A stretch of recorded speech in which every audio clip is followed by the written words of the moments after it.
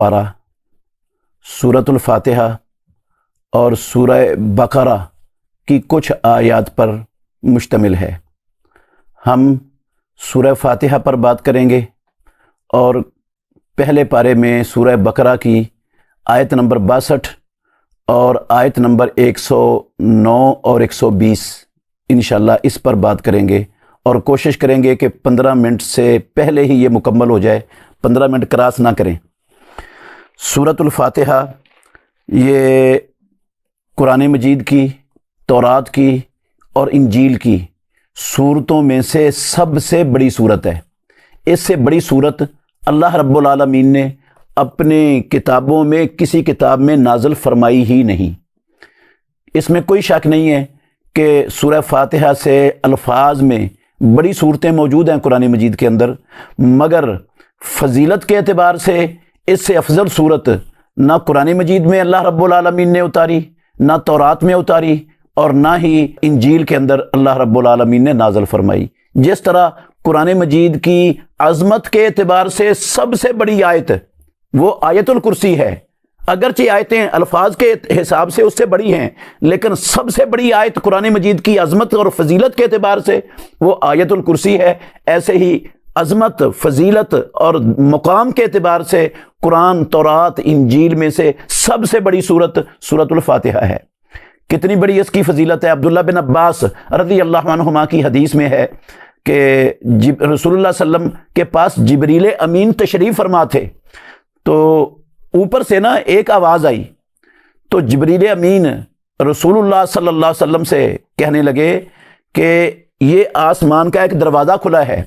जो कभी आज से पहले नहीं खुला, और फिर कहा इस दरवाजे से एक फरिश्ता उतरा है जो कभी अल्लाह रब्बुल आलमीन की ज़मीन पर नाज़िल नहीं हुआ। और वो रसूलुल्लाह सल्लल्लाहु अलैहि वसल्लम के पास फरिश्ता आया और आकर मुहम्मदुर रसूलुल्लाह सल्लल्लाहु अलैहि वसल्लम से कहा, अबशिर बिनूरैने लम युतहमा नबियुन क़ब्लक, दो नूरों के साथ खुश हो जाओ। अल्लाह रब्बुल आलमीन ने आपको दो नूर अता किए हैं जो आपसे पहले किसी नबी, पैगंबर और रसूल को अल्लाह ने अता ही नहीं किए। उनमें से एक सूरतुल फातिहा है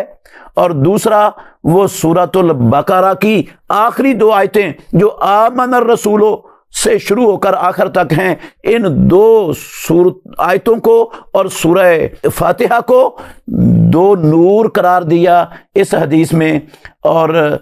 कहा कि ये पहले अंबिया अलैहिमुस्सलातु वस्सलाम में से किसी को भी ऐसी चीज़ें अल्लाह रब्बुल आलमीन ने अता नहीं फरमाई। इससे आप अंदाज़ा लगा सकते हैं कि सूरतुल फातिहा कितनी अज़ीमुश्शान सूरत है कुरान मजीद की। और ये सूरत फातिहा अल्लाह रब्बुल आलमीन ने हदीस कुदसी में, मुस्लिम शरीफ की हदीस है, इसको नमाज करार दी है। ये नमाज का रुकन है। जिस नमाज में सूरतुल फातिहा ना पढ़ी जाए वो नमाज ही नहीं होती। रसूलुल्लाह सल्लल्लाहु अलैहि वसल्लम कहते हैं, अल्लाह ने फरमाया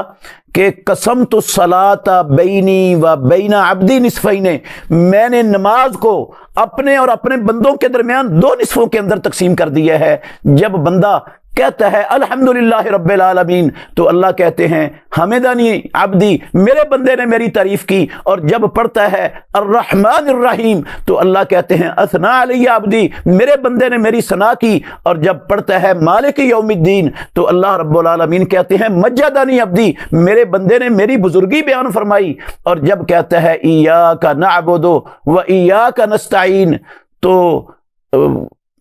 अल्लाह रब्बुल आलमीन कहते हैं ये मेरे और मेरे बंदे के दरमियान है। और जब कहता है इहदिनस सिरातल मुस्तकीम सिरातल लज़ीना अनअमता अलैहिम गैरिल मग़दूबि अलैहिम वलद्दालीन, तो रब्बुल आलमीन कहते हैं कि ये मेरे बंदे के लिए है और मेरे बंदे के लिए है जो उसने मुझसे मांगा। तो इस हदीस में इमामुल अंबिया बयान करते हैं कि रब्बुल आलमीन ने सूरह फातिहा को नमाज करार दिया है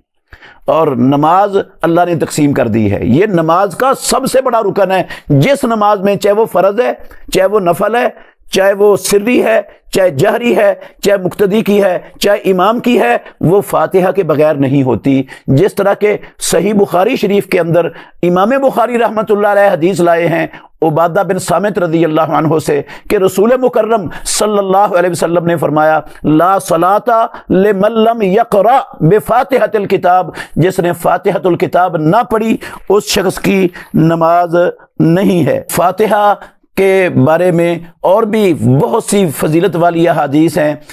رسول مکرم صلی اللہ علیہ وآلہ وسلم کے ایک صحابی مسلمان ہوئے تو جب واپس جا رہے تھے نا، انہوں نے دیکھا ایک شخص کو باندھا ہوا ہے اور وہ پاگل ہے۔ اس پر انہوں نے سورہ فاتحہ پڑھی، اللہ رب العالمین نے اس کو شفا عطا فرما دی اور وہ بالکل تندرست ہو گیا۔ ایسی عظیم الشان یہ دم بھی ہے اور یہ دعا بھی ہے اور یہ برکت بھی ہے اللہ رب العالمین کی طرف سے۔ تو سورۃ الفاتحہ کی ایک آیت ایاک نعبد و ایاک نستعین، اس میں اللہ رب العالمین نے پروردگار کی صرف اللہ کی عبادت کرنے کی تعلیم دینے کا اقرار کرنے کی ترغیب دی ہے کہ بندے یہ اللہ رب العالمین سے کہیں یا اللہ ہم تیری عبادت میں مخلوقات میں سے کسی کو شریک ٹھہراتے ہی نہیں، صرف خاص اور خاص تیری ہی عبادت کرتے ہیں اور خالص تجھ سے ہی مدد مانگتے ہیں۔ تو اللہ رب العالمین کی عبادت میں اگر کوئی انسان اللہ کی مخلوقات میں سے کسی کو شریک بنا دیتا ہے تو پھر وہ جو اقرار کرتا ہے رب العالمین کے سامنے، اس اقرار کو اپنے عمل کے ساتھ توڑ دیتا ہے، اپنی زبان کے ساتھ بھی توڑ دیتا ہے۔ اگر وہ کسی اور کو بھی رب العالمین کی عبادت میں شریک کرتا ہے تو اللہ کی عبادت میں شرک کیسے ہوتا ہے؟ بس چند لفظوں میں آپ کو بتا رہا ہوں۔ اللہ کی ذات میں، اللہ کی صفات میں، اللہ کے اختیارات میں، اللہ کے حقوق میں جب ہم کسی اور کو بھی شریک کر دیں گے تو وہ ایاک نعبد جو اقرار ہم نماز میں کرتے ہیں رب العالمین کے سامنے کھڑے ہو کر، اس اقرار کو ہم توڑ دیتے ہیں۔ یہ مسلمان کے لیے لازم ہے کہ وہ اس بات کو سمجھے اور یہ عبادت کیا ہے اور صرف اللہ کی عبادت کیسے ہوتی ہے۔ یہ اسلام کا سب سے بڑا مطلوب ہے اور سب سے بڑا فریضہ جو اللہ رب العالمین نے اپنے سارے نبیوں کو جس کی دعوت دینے کے لیے بھیجا وہ یہی تھا۔ تو بہت سے لوگ ہمارے معاشرے میں لا علمی کی وجہ سے، نا سمجھی کی وجہ سے، وہ کچھ بزرگوں کو، اولیاء اللہ کو جو اس دنیا سے چلے گئے ہیں یا زندہ ہیں، ان کا نام لے کر ان کے طفیل، ان کے واسطے سے، ان کے وسیلے سے اللہ رب العالمین سے دعائیں مانگتے ہیں، جبکہ نہ تو کسی کے صدقے، کسی کے عزت کے، حرمت کے واسطے سے، طفیل سے، وسیلے سے دعا مانگنا نہ اللہ نے قرآن مجید میں سکھائی ہے، نہ امام الانبیاء محمد الرسول اللہ صلی اللہ علیہ وسلم کی حدیث میں اس کا نام و نشان ہے، نہ اللہ کے نبی نے کی ہے، نہ پیارے پیغمبر نے سکھائی ہے، نہ امام الانبیاء کے صحابہ میں سے کسی صحابی نے کسی کی حرمت کا، عزت کا، مقام کا، شان کا واسطہ دے کر وسیلے سے، طفیل سے، صدقے سے دعا نہیں مانگی۔ تو اگر کوئی شخص مسلمان کلمہ پڑھنے والا وہ کسی کے وسیلے سے دعا مانگتا ہے اور یہ سمجھتا ہے کہ جب ان اللہ کے نیک بندے، بزرگوں اور اولیاء اللہ کے واسطے سے اللہ سے مانگا جائے تو پھر اللہ رب العالمین سے یہ لوگ منوا لیتے ہیں وہ بات کو، تو یہ شرک کے زمرے میں آ جاتا ہے۔ اور اگر یہ عقیدہ نہ ہو، صرف ویسے ہی مانگے، تو یہ بدعت کے زمرے میں آتا ہے۔ شرک اور بدعت دونوں سے بچنا مسلمان پر فرض ہے، لازم ہے، ورنہ ساری زندگی کے نیک اعمال ضائع اور برباد ہونے اللہ رب العالمین نے وعید سنائی ہے قرآن مجید کے اندر۔ تو مسلمان پر لازم ہے کہ وہ اگر انہوں نے وسیلہ اختیار کرنا ہے نا تو تین چیزوں کا وسیلہ اسلام میں اس کی گنجائش ہے۔ ایک ہے اللہ رب العالمین کے نام اور اللہ کی صفات کا صدقہ، واسطہ، طفیل اور وسیلہ ڈال کر اللہ سے مانگنا، جس طرح رسول اللہ صلی اللہ علیہ وسلم ہمیشہ آپ کی ساری دعائیں دیکھیں وہ اللہ کی قدرت کا، اللہ کے علم کا، اللہ کی بے شمار صفات کا واسطہ دے کر اللہ سے مانگا کرتے تھے۔ اور قرآن مجید میں رب العالمین نے کہا ہے کہ اللہ اکبر وللہ الاسماء الحسنی فدعوہ بہا، اللہ کے اچھے نام ہیں، ان اللہ کو اچھے ناموں کا واسطہ دے کر اللہ سے مانگو۔ اور دوسری چیز ہے جس کا وسیلہ ڈالنا اسلام کے اندر جائز ہے، وہ ہے انسان کے اپنے نیک عمل جو اس نے اللہ رب العالمین کو راضی کرنے کے لیے نبی کے طریقے کے مطابق کیے تھے، اس پر وہ اللہ رب العالمین کو خوش کرنے کے لیے جو کیے ہیں ان کا وسیلہ دے کر مانگے۔ جس طرح وہ 3 بندے جو غار میں داخل ہوئے تھے اور انہوں نے اللہ سے دعا کی تھی تو اللہ نے نجات دے دی تھی۔ اور تیسرا ہے نیک متقی زندہ پرہیزگار اللہ کا بندہ، اللہ کا ولی، اس کے پاس جائیں اور اس سے دعا کی درخواست کریں، اور وہ آپ کے لیے اللہ رب العالمین سے دعا کرے کہ یا اللہ ان کی یہ مشکل آسان فرما دے، اس کی دعا کو وسیلہ بنائیں۔ اس کے علاوہ اسلام میں کسی وسیلے کی گنجائش نہیں ہے۔ سورہ بقرہ کی 62 نمبر آیت میں اللہ نے فرمایا ان الذین آمنوا والذین ہادوا والنصارى والصابئین من آمن باللہ والیوم الآخر وعمل صالحا فلہم اجرہم عند ربہم ولا خوف علیہم ولا هم یحزنون، یقیناً وہ لوگ جو ایمان لائے اور وہ لوگ جو یہودی ہوئے اور جو نصارہ ہوئے اور جو صابئین ہیں، جو ایمان لایا اللہ پر اور آخرت کے دن پر اور نیک عمل کیے، تو ان کے لیے ان کا اجر ہے ان کے رب کے پاس، اور ان پر کوئی خوف بھی نہیں ہوگا اور وہ غمگین بھی نہیں ہوں گے۔ اس آیت سے بعض لوگ یہ نکالنے کی کوشش کرتے ہیں کہ آج بھی کوئی یہودی، کوئی عیسائی، کوئی صابی اپنے مذہب پر عمل کرے اور نیک عمل کرے تو وہ بھی نجات پا جائے گا، جبکہ یہ بات اس آیت کریمہ کے اندر ہے ہی نہیں۔ یہ بات 100% غلط ہے، کیونکہ محمد الرسول اللہ صلی اللہ علیہ وسلم کو اللہ نے خاتم النبیین بنا کر بھیجا ہے، اور آپ پر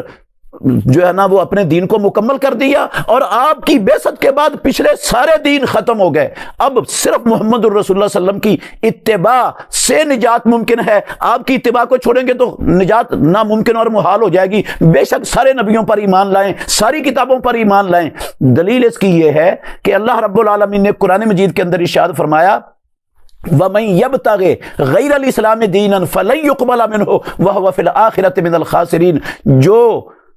دین اسلام کے علاوہ کوئی اور دین تلاش کرے گا وہ ہرگز اس سے قبول نہیں کیا جائے گا، اور آخرت میں وہ گھاٹا اور خسارہ پانے والوں میں سے ہو جائے گا۔ ویسے بھی اگر انسان غور کرے تو تورات کے اندر، انجیل کے اندر، سابقہ آسمانی کتابوں اور صحیفوں کے اندر محمد الرسول اللہ صلی اللہ علیہ وسلم کو نبی ماننے کا صاف صاف اللہ نے حکم دیا ہے، آپ کی اطاعت اور آپ کی اتباع کا حکم دیا ہے۔ تورات میں بھی موجود ہے، انجیل میں بھی موجود ہے۔ تو جو محمد الرسول اللہ صلی اللہ علیہ وسلم کو نبی نہیں مانتا، آپ کی اطاعت اور اتباع نہیں کرتا، وہ نہ تورات کو مانتا ہے نہ انجیل کو مانتا ہے، تو اس کے لیے نجات کہاں سے آ گئی؟ اور امام الانبیاء محمد الرسول اللہ صلی اللہ علیہ وآلہ وسلم فرمایا کرتے تھے والذی نفس محمد بیدہ، او لوگو مجھے محمد الرسول اللہ کو قسم ہے اس ذات کی جس کے ہاتھ میں میری جان ہے، لا یسمع بی من هذه الامت یہودی ولا نصرانی، میری اس امت میں سے میرے متعلق کوئی یہودی اور کوئی عیسائی سنے گا، ثم یموت، پھر وہ مر جائے گا، ولم یؤمن بالذی ارسلت بہ، اور وہ اس پر ایمان نہیں لائے گا جس کے ساتھ مجھے مبعوث کیا گیا ہے، الا کان من اصحاب النار، مگر وہ جہنم والوں میں سے ہو جائے گا۔ اس لیے اس آیت کا ہرگز یہ مطلب نہیں ہے کہ یہودی عیسائی آج کے دور میں اپنے اپنے مذہب پر رہیں اور نیک عمل کریں تو وہ جنت میں چلے جائیں گے۔ نجات پانے کے لیے، جنت میں جانے کے لیے صرف محمد الرسول اللہ کی اتباع لازم ہے، اس کے سوا کوئی چارہ نہیں۔ اور 109 نمبر آیت میں اللہ رب العالمین نے یہودیوں عیسائیوں کا مشن بیان کیا ہے کہ وہ قرآن پر اعتراض کریں گے، نبی پر اعتراض کریں گے، اسلام پر اعتراض کریں گے، اسلام کے خلاف پراپیگنڈا کریں گے۔ ان کا مشن ہی یہ ہے دنیا میں کہ وہ جس طرح ان کی کتابیں ساری دنیا میں معلوم ہے کہ وہ تحریف شدہ ہیں، وہ قرآن کو، حدیث کو تحریف شدہ بنانے کے لیے، مسلمانوں کا اعتماد متزلزل کرنے کے لیے اس طرح کی کوششیں کریں گے۔ تو یہود و نصارہ کے پیچھے 120 نمبر آیت میں اللہ نے کہا وَلَن تَرْضَىٰ عَنْكَ الْيَهُودُ وَلَا النَّصَارَىٰ حَتَّىٰ تَتَّبِعَ مِلَّتَهُمْ، اگر آپ یہودیوں عیسائیوں کی بات مانو گے، ان کے نقشے قدم پر چلو گے، ان کے طریقوں کو اختیار کرو گے اور ان کے سازش کا شکار ہو جاؤ گے، پراپیگنڈے کا، تو پھر وہ آپ سے ہرگز راضی نہیں ہوں گے۔ اس لیے ان کو راضی کرنے کی بجائے ہمیں کتاب و سنت کو سمجھ کر اس کے مطابق اپنی زندگی کو، اپنے عقیدے کو، اپنے عمل کو بنانا چاہیے۔ اللہ ہمیں سمجھنے کی، عمل کرنے کی توفیق عطا فرمائے۔ آخر دعوانا ان الحمد للہ رب العالمین۔